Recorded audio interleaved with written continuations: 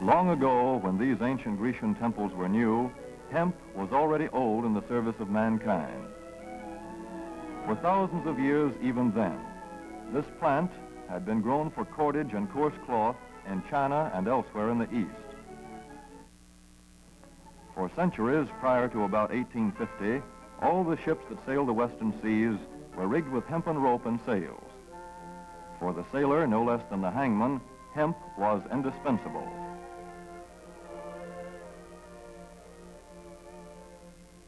A 44-gun frigate, like our cherished old Ironsides, took over 60 tons of hemp for rigging. Including an anchor cable 25 inches in circumference.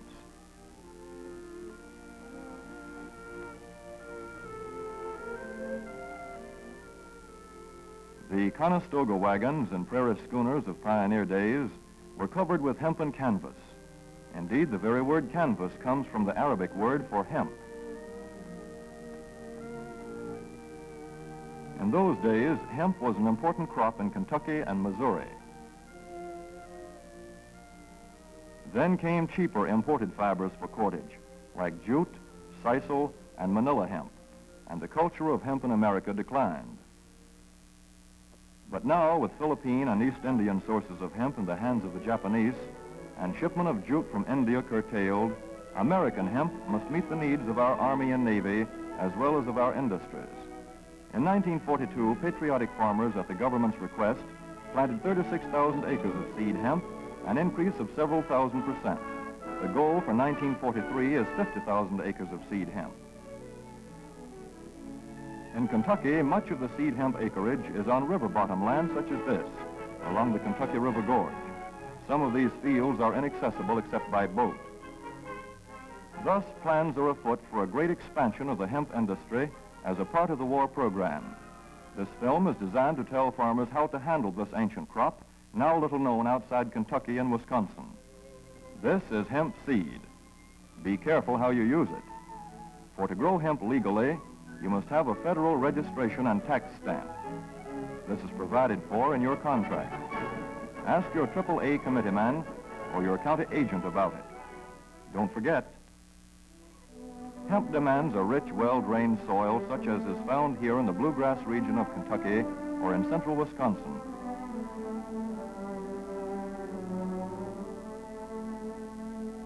It must be loose and rich in organic matter. Poor soils won't do. Soil that will grow good corn will usually grow hemp. Hemp is not hard on the soil. In Kentucky, it has been grown for several years on the same ground, though this practice is not recommended. A dense and shady crop, hemp tends to choke out weeds. Here's a Canada thistle that couldn't stand the competition. Dead as a dodo. Thus, hemp leaves the ground in good condition for the following crop. For fiber, hemp should be sown 5 pecks to the acre. With drill, the closer the rows, the better. These rows are spaced about 4 inches. This hemp has been broadcast. Either way, it should be sown thick enough to grow a slender stalk.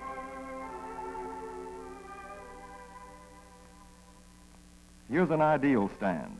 The right height to be harvested easily, thick enough to grow slender stalks that are easy to cut and process.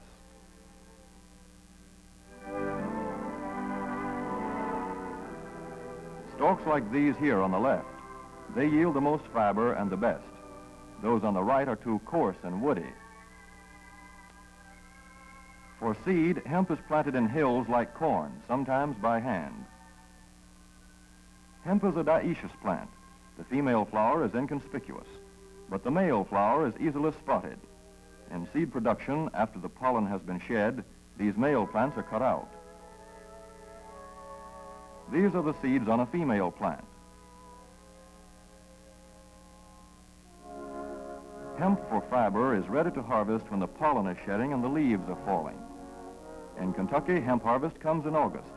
Here, the old standby has been the self-rake reaper, which has been used for a generation or more. Hemp grows so luxuriantly in Kentucky that harvesting is sometimes difficult, which may account for the popularity of the self-rake with its lateral stroke.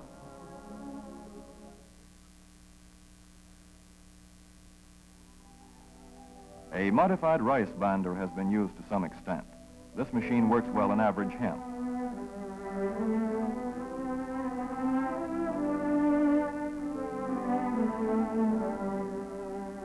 Recently, the improved hemp harvester, used for many years in Wisconsin, has been introduced in Kentucky. This machine spreads the hemp in a continuous swath. It is a far cry from this fast and efficient modern harvester to the Armstrong model of yore. But here's one kind of harvester, at least, that doesn't stall in the heaviest hemp. In Kentucky, hand cutting is practiced in opening fields for the machines.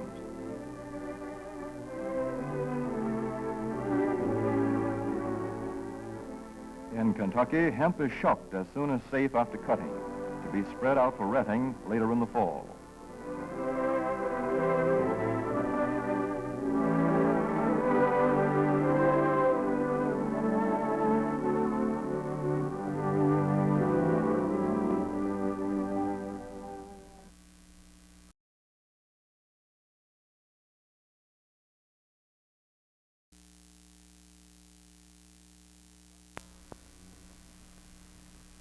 In Wisconsin, hemp is harvested in September.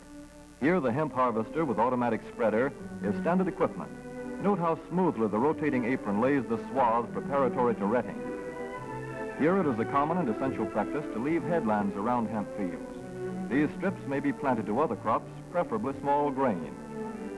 Thus, the harvester has room to make its first round without preparatory hand cutting.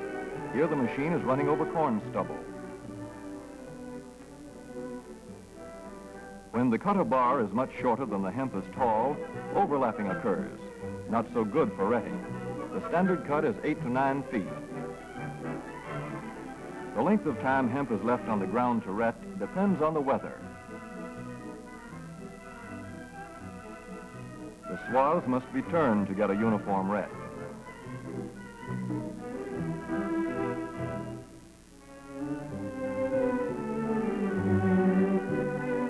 When the woody core breaks away readily, like this, the hemp is about ready to take up and bind into bundles.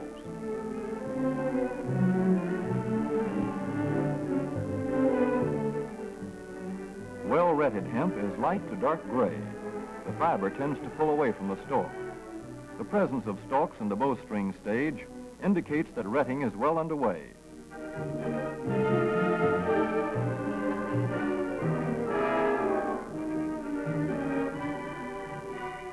When hemp is short or tangled, or when the ground is too wet for machines, it is bound by hand. A wooden buck is used. Twine will do for tying, but the hemp itself makes a good band.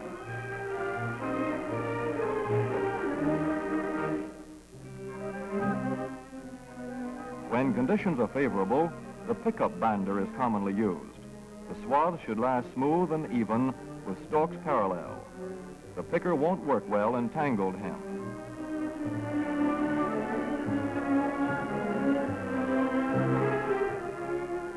After binding, hemp is shucked as soon as possible to stop further retting.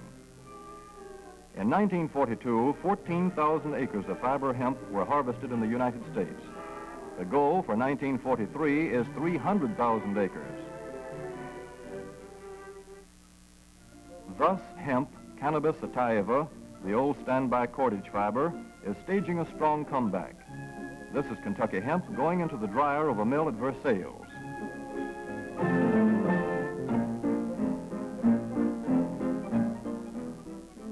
In the old days, breaking was done by hand, one of the hardest jobs known to man.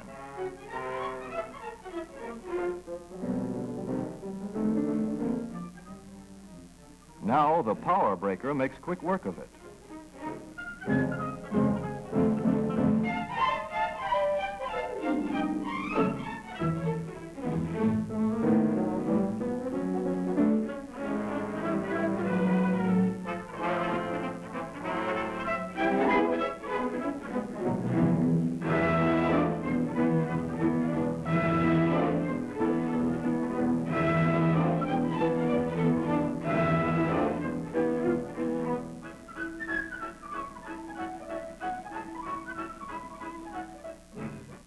Spinning American hemp into rope yarn or twine in the old Kentucky River Mill at Frankfort, Kentucky.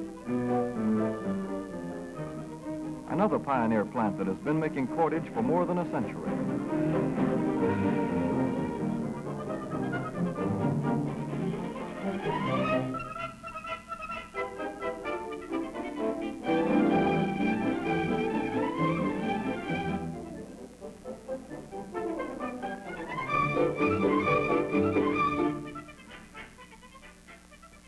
All such plants will presently be turning out products spun from American-grown hemp. Twine of various kinds for tying, winding armatures, and upholsterers' work. Rope for marine rigging and towing, for hay forks, derricks, and heavy-duty tackle. Light-duty fire hose. Thread for shoes for millions of American soldiers. And parachute webbing for our paratroopers.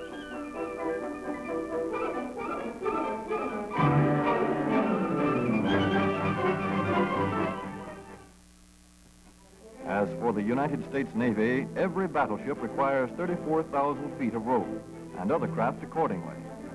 So here in the Boston Navy Yard, where cables for frigates were made long ago, crews are now working night and day making cordage for the fleet. In the old days, rope yarn was spun by hand.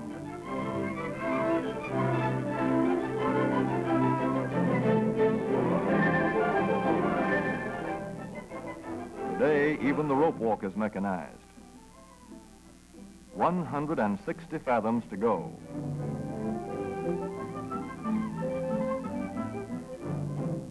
The rope yarn feeds through holes in an iron plate.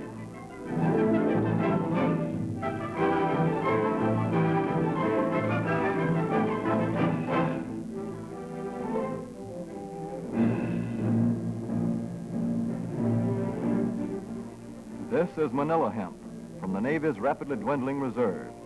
When that is gone, American hemp will go on duty again. Hemp for mooring ships, hemp for tow lines.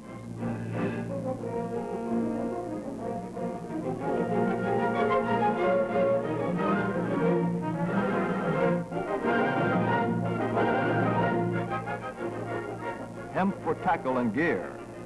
Hemp for countless naval uses, both on ship and shore. Just as in the days when old Ironside sailed the seas victorious, with her hempen shrouds and hempen sails.